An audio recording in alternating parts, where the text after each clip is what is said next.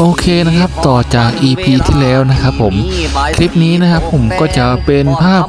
วิดีโอมุมสูงนะครับผมและวิวสวยๆนะครับที่วัด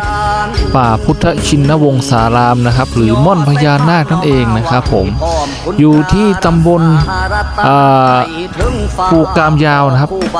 ไม่ใช่นะครับผมอำเภอภูกามยาวนะครับผมจังหวัดพะเยานะครับผมพร้อมแล้วก็ไปติดตามรับชมนะครับบรรยากาศวิวสวยๆนะครับผมที่วัดป่าพุทธชินวงศารามกันได้เลยครับยังไงก็อย่าลืมฝากกดไลค์กดติดตามกด Subscribe นะครับผมให้กับช่องทัวร์ครัวคนดอยของเรากันด้วยนะครับมาพบเก่าเกตให้อยู่เย็นนอเป็นสุขคำสาปแช่งย่างกายเข้ามาขอให้